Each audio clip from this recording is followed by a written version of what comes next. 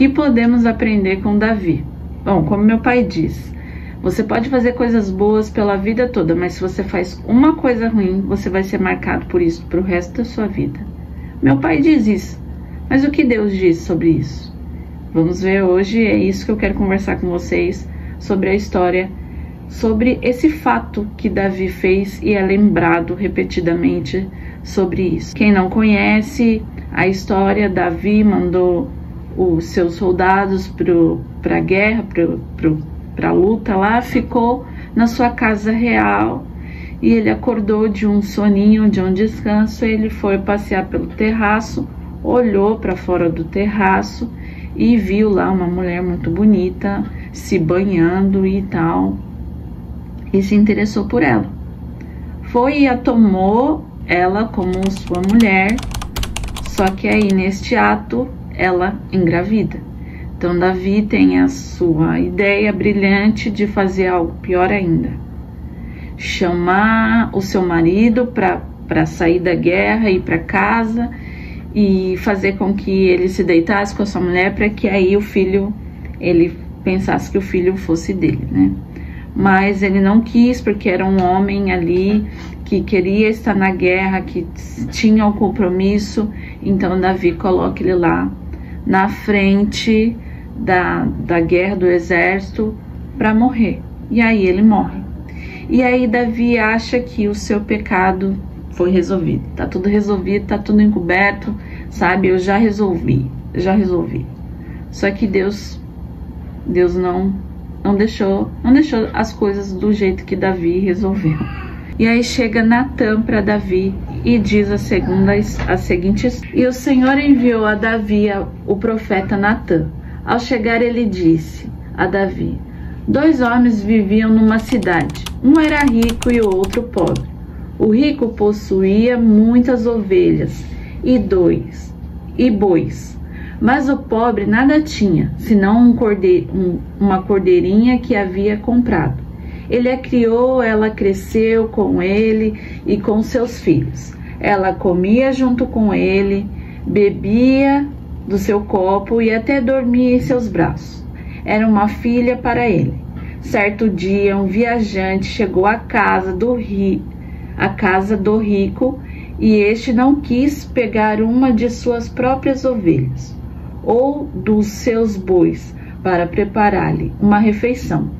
Em vez disso, preparou para o visitante a cordeira que pertencia ao pobre.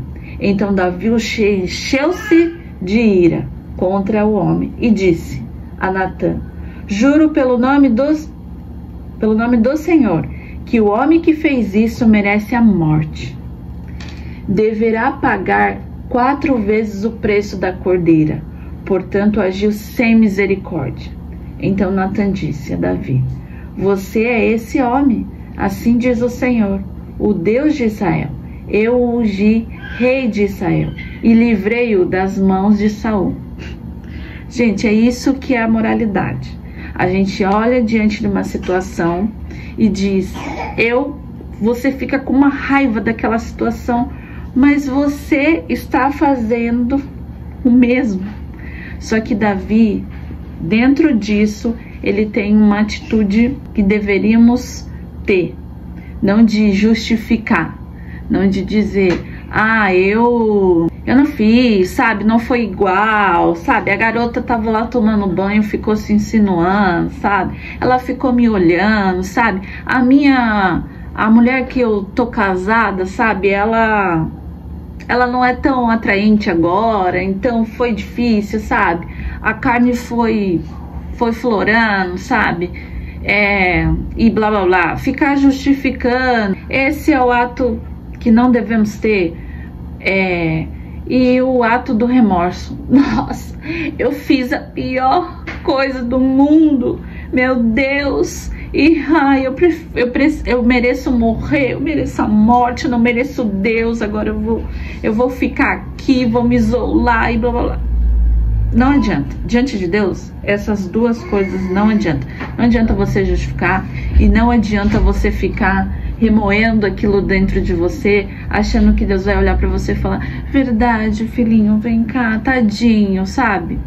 E Davi, cara, ele foi perfeito, porque Natan fala, olha, você não vai morrer, mas o filho vai. Então ele se entristece por isso. Ele faz jejum, ele fica sem comer, ele fica sujo, ele fica tal coisa, e ele vai e continua nisso. Só que aí realmente acontece do filho dele nascer e morrer. E aí é esta parte que eu vou ler para vocês agora. E buscou Davi a Deus pela criança, jejuou Davi e entrou, e passou a noite prostrado sobre a terra. Então os anciãos da sua casa se levantaram e foram a ele, para o levantar da terra, porém ele não quis, e não comeu pão com eles. E sucedeu que ao 7º dia morreu a criança. E temia os servos de Davi, dizer-lhe, que a criança estava morta, porque Davi, eis que, sendo a criança ainda viva, lhe falávamos, porém não dava ouvido à nossa voz. Como, pois, lhe diremos que a criança está morta, porque mais lhe afligiria. Viu, porém, Davi que seus servos falavam baixo, e entendeu Davi que a criança estava morta, porque disse a Davi a seus servos, está morta a criança. E eles disseram, está morta. Então Davi se levantou da terra, e se lavou e se ungiu, e mudou de roupa, e entrou na casa do Senhor, e adorou. Então foi à sua casa, e pediu o pão, e lhe puseram o pão, e comeu. E disseram-lhe seus servos, que é isso que fizeste pela criança? Que é isso que fizeste? Pela criança viva jejuaste e choraste, porém depois que morreu a criança, te levantaste e comeste pão? Você vê a atitude, cara. Ele soube o tempo certo de se lamentar, de sentir a dor, de sentir o peso do pecado. Só que ele também soube o momento certo de levantar e falar, este pecado não faz mais parte de mim. Porque quando Natan fala para ele conta isso para ele fala para Natan, eu pequei contra o Senhor. Só que Natan diz, até me arrepia essa parte, é muito lindo. Natan diz, mas o Senhor também te perdoa. Só que terá um preço, a criança vai morrer. A criança vai ficar doente, a criança vai morrer. Então ele se entristece pela criança porque ele sabe que é consequência do pecado dele. E ele jejua, e ele ora, e ele se arrepende daquilo. E quando a criança morre, ele entende, aqui foi feita a vontade do Senhor. Aqui foi feito a consequência do meu ato. Então ele levanta, come, toma banho e fala, chega.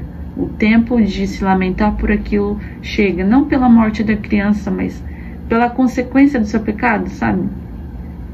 Em 1 João 9, também diz sobre isso.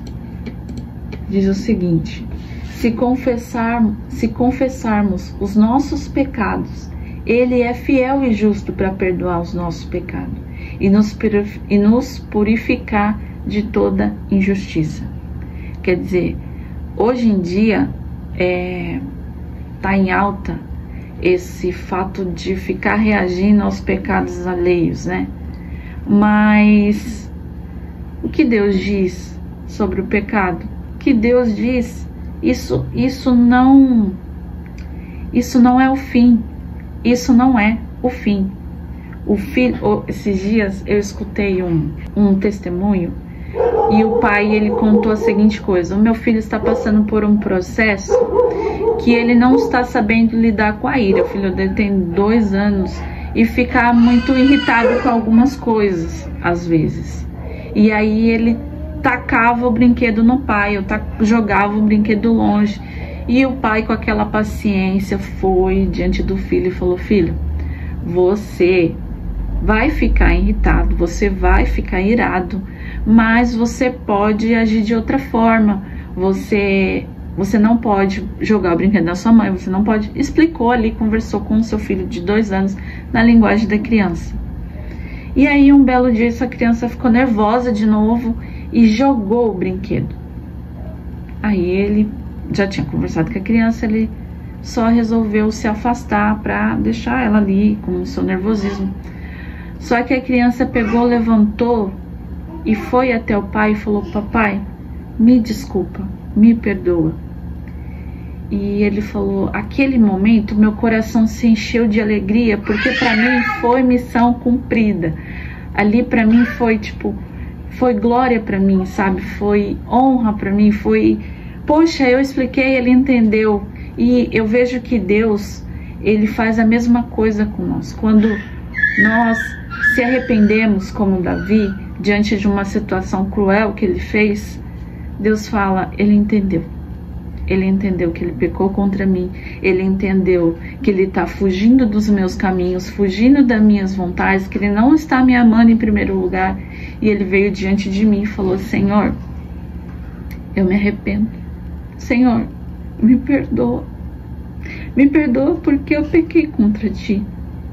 Diante de Deus, isso, cara, nós que somos pais terrenos, que não sabemos nem dar boas coisas às vezes para os nossos filhos, Deus, na sua grandeza, eternidade, do único Deus, diante dessa situação fala: você entendeu, está perdoado.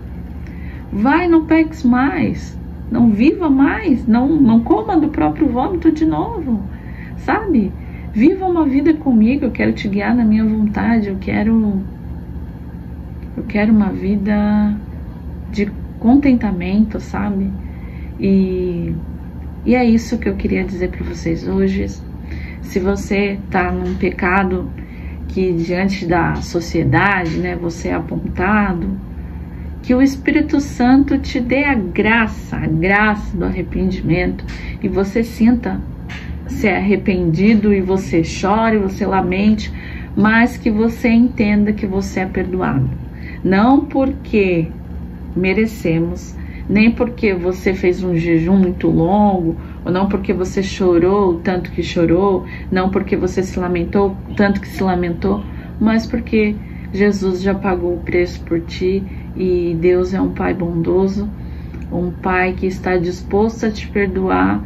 E claro, os nossos pecados nos traz consequências no qual não sabemos, né?